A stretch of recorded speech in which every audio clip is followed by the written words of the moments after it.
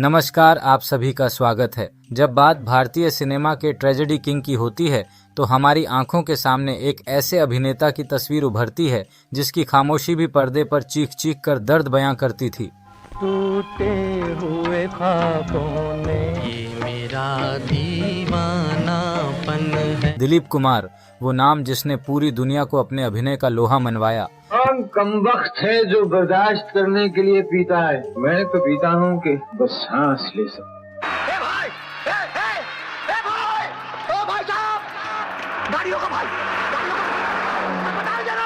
मैं मुजरिम हूँ, लेकिन आपका मुजरिम नहीं। मुजरिम हूँ मैं अपनी मातृभूमि का। या परवरदिगार आलम से आपने मुझे इसीलिए मांगा था कि जिंदगी मुझे मिले और उसके मालिक आप। सांसें मेरी हों और दिल की धड़कनों पर आपका कब्जा रहे। दिल इलाही, क्या मेरी जिंदगी आपकी दुआओं का कर्जा है जो मुझे अपने आंसुओं से अदा करना।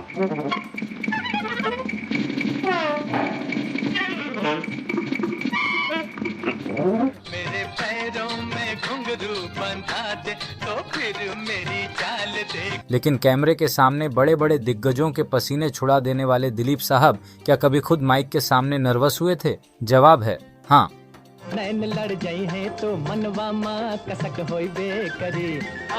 संती छोड़ के देखो नाचे भिन भिन नाता नाना हो गया दी। मधुबन मेरा गीता नाचे। एक बार ऐसा हुआ था जब उन्होंने अपनी अभिनय की दुनिया से निकलकर प्लेबैक सिंगर बनने की कोशिश की। सारे शहर में आप सा कोई नहीं। जब ऐसे चिकने चेहरे तो कैसे न नजर। साथी हाथ बढ़ाना एक अकेला। आज हम आपको साल 1957 में ले चलेंगे। एक ऐसी फिल्म जहां माइक के सामने खड़े दिलीप कुमार इतने डरे हुए थे कि फाइनल टेक से पहले उन्हें 1-2 नहीं बल्कि 3 ब्रांडी पीनी पड़ी थीं। आज की हमारी कहानी है फिल्म मुसाफिर की। साथ ही हम जानेंगे इस फिल्म से जुड़े किशोर कुमार के बालों के उस मजेदार किस्से को जिसे बहुत कम लोग जानते हैं। इस दिलचस्प किस्से को समझने के लिए हमें फिल्म मुसाफिर के बैकग्राउंड में जाना होगा। यह फिल्म ऋषिकेश मुखर्जी की बतौर निर्देशक पहली फिल्म थी और सबसे दिलचस्प बात यह है कि शुरुआत में इस फिल्म का नाम मुसाफिर नहीं बल्कि धर्मशाला रखा गया था, जिसे बाद में बदल दिया गया। यह शायद भारत की पहली एंथोलॉजी फिल्म थी जिसमें एक नहीं बल्कि 3 अलग अलग कहानियां थीं। एक ही मकान में बारी बारी से 3 परिवार किराएदार के रूप में रहने आते हैं और फिल्म इन्हीं तीनों परिवारों की जिंदगी, उनके सुख दुख और उनके भावनात्मक सफर को दर्शाती है। ये रहा मेरा मकान। सारी दुनिया में ऐसा मकान नहीं मिलेगा अजय बाबू। हाँ, इस मकान में सारी दुनिया मिल जाएगी। यहाँ पीसीओ आए, सैकड़ों गए। वाह, ये मकान नहीं, कलयुगी कामधेनु गाय है जो खाए भी कम और दूध भी दे ज्यादा, ऊपर से गोबर मुफ्त। पहले अध्याय में सुचित्रा सेन और शेखर की कहानी दिखाई गई थी। सूटकेस में सब कुछ, कपड़े बदल लो और सो जाओ। तुम? मैं भी सो जाऊंगा। कहाँ? इसी कमरे में। नहीं, ये नहीं हो सकता। हमारी शादी नहीं हुई इसीलिए ना, तो घबराती क्यों? तुम उस कमरे में सो जाओ, मैं इस कमरे में सो जाऊंगा। दूसरे अध्याय में किशोर कुमार और निरूपा रॉय मुख्य भूमिकाओं में थे। अभी अंधेरे में क्यों बैठी हो? अच्छा लगता है। अच्छा है ना, मकान का मकान, मैदान का मैदान, दीवारें भी कम, खिड़कियां भी ज्यादा, थोड़ी बहुत तो रौनक भी है, उल्लू भी बोलते हैं। जबकि तीसरे और अंतिम अध्याय में दिलीप कुमार और उषा किरण नजर आए थे। यह सच है, तुम्हारे रहने की कोई जगह नहीं, तुम सड़क के किनारे ही सो जाते। वो उस पाजी लड़के ने सब उल्टी सीधी बातें की होंगी। क्या ये सच है? तुम हमेशा बीमार रहते हो, डॉक्टर ने कहा है कि तुम जिंदा नहीं रहूंगा। यह अपने समय से काफी आगे की और लीक से हटकर बनाई गई एक अलग तरह की फिल्म थी। उस दौर में जब ज्यादातर फिल्में एक ही कहानी के इर्द गिर्द घूमती थीं, तब मुसाफिर ने 3 अलग अलग कथाओं को एक सूत्र में पिरोकर दर्शकों के सामने पेश किया। ऋषिकेश दा ने अपनी पहली ही फिल्म में सितारों की फौज खड़ी कर दी थी। दिलीप कुमार, किशोर कुमार, सुचित्रा सेन, निरूपा रॉय और कई अन्य बड़े कलाकार इस फिल्म का हिस्सा थे। इस फिल्म के क्रेडिट रोल्स का अंदाज भी एकदम नया था। कलाकारों के नाम उसी क्रम में दिखाए गए थे जिस क्रम में उनकी कहानियां फिल्म में आती हैं, और जो कलाकार एक से ज्यादा कहानियों में थे उनके नाम सबसे आखिर में आए। एक और अनसुना तथ्य यह है कि फिल्म की शुरुआत एक बेहद दमदार वॉइस ओवर से होती है। लाख लाख मकान और इनमें रहने वाले करोड़ों इंसान, इन करोड़ों इंसानों के सुख दुख, हंसने रोने के मौन दर्शक हैं यही मकान। मुसाफिर 3 किराएदारों के इसी जीवन चक्र की कहानी है जो एक के बाद एक इस मकान में रहने आते हैं। यह आवाज थी दिग्गज अभिनेता बलराज साहनी की। लेकिन हैरानी की बात यह है कि उन्हें इस फिल्म में कोई क्रेडिट नहीं दिया गया। मुसाफिर में किशोर कुमार ने अपनी कॉमेडी इमेज से उलट एक बेहद गंभीर भूमिका निभाई थी, लेकिन उनके लुक के पीछे एक बहुत ही मजेदार कहानी है। दरअसल उन दिनों किशोर दा चेन्नई में फिल्म मिस मैरी की शूटिंग कर रहे थे। एक होटल में उन्हें 5 दिनों तक बिना किसी काम के इंतजार करना पड़ा। किशोर दा स्वभाव से बेहद चंचल थे। वो बोर होने लगे और इसी बोरियत में उन्होंने खुद ही अपने बाल काटने शुरू कर दिए। पहले एक तरफ से काटे, फिर बराबर करने के चक्कर में दूसरी तरफ से काटे।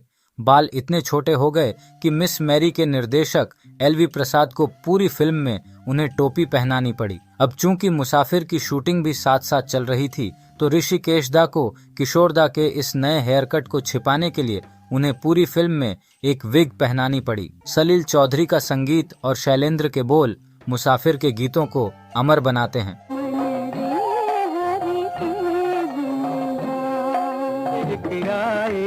जाए मुसाफिर दुनिया एक रे। मुन्ना बड़ा प्यारा, मुन्ना बड़ा प्यारा, अम्मी का दुलारा, कोई कहे चांद कोई आंख का तारा। इस गाने की धुन दरअसल गोवा के एक मशहूर लोकगीत उंदीर मोज़ेया मामा से प्रेरित थी। उंदरा मोजा मामा आणि आव सांगता तुका, या मा चोरीच्या पिल्या लागी खिळमाणी नाका। इस गाने में शैलेंद्र ने एक लाइन लिखी थी, क्यों ना रोटियों का पेड़ हम लगा लें। क्या आप जानते हैं यह लाइन कहाँ से आई? शैलेंद्र के छोटे बेटे शैली ने अपनी माँ को किचन में दिन रात पसीना बहाते देख मासूमियत से यही बात कही थी, जिसे शैलेंद्र ने इस गाने में पिरो दिया।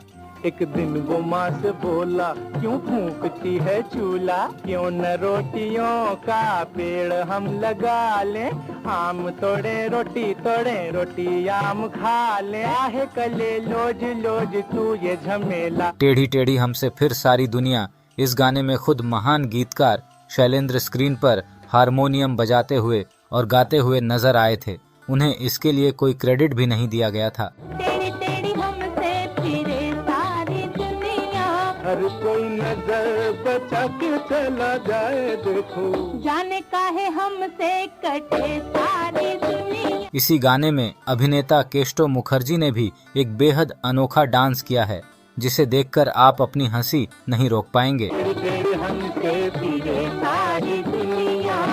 हर कोई नजर बचा के चला जाए, देखो जाने काहे हमसे कटे सारी दुनिया। फिल्म का तीसरा अध्याय मृत्यु के इर्द गिर्द बुना गया था, जिसमें दिलीप कुमार और सुचित्रा सेन मुख्य भूमिकाओं में थे।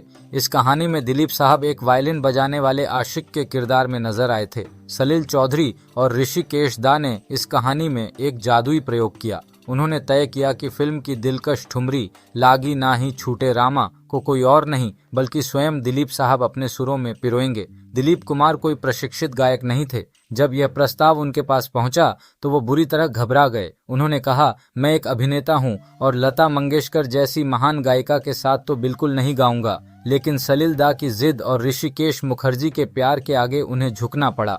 महीनों तक उन्होंने हारमोनियम और तानपुरे के साथ इस मुश्किल ठुमरी का रियाज किया। रिकॉर्डिंग का दिन आ गया। सामने लता मंगेशकर खड़ी थीं। दिलीप कुमार इतने डरे हुए थे कि उनके हाथ कांप रहे थे। इस मौके पर खुद लता जी ने उनका हौसला बढ़ाया, लेकिन दिलीप साहब की नर्वसनेस कम नहीं हो रही थी। सलील चौधरी ने एक इंटरव्यू में बताया था कि अपनी इस जबरदस्त घबराहट को दूर करने और गले को रिलैक्स करने के लिए फाइनल टेक रिकॉर्ड करने से ठीक पहले दिलीप साहब को 3 ब्रांडी पीनी पड़ी थी।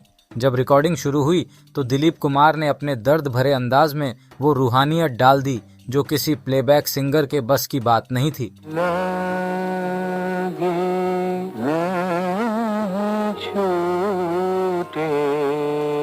फिल्म मुसाफिर का यह गीत अभिनय सम्राट दिलीप कुमार और सुरों की साम्राज्ञी लता मंगेशकर के युगल स्वरों में सजी एक अनमोल रचना है।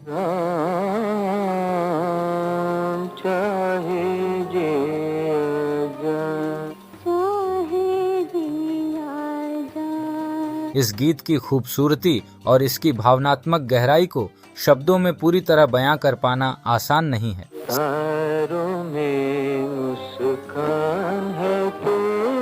सलील दा के मधुर संगीत और शैलेंद्र के भावपूर्ण बोलों से सजा यह गीत आज भी संगीत प्रेमियों के दिलों में विशेष स्थान रखता है। इसकी आत्मा को वास्तव में महसूस करने के लिए इसे सुनना जरूरी है। यह केवल एक गीत नहीं, बल्कि विरह, प्रेम और समर्पण की ऐसी भावनात्मक अभिव्यक्ति है जिसमें दिलीप कुमार की सादगी भरी आवाज और लता मंगेशकर के सुरों का जादू मिलकर एक अद्भुत वातावरण रच देते हैं। गीत है जितनी रातें हमने साथ बिताई। यही वजह है कि यह गीत आज भी हिंदी फिल्म संगीत की अमूल्य धरोहरों में गिना जाता है।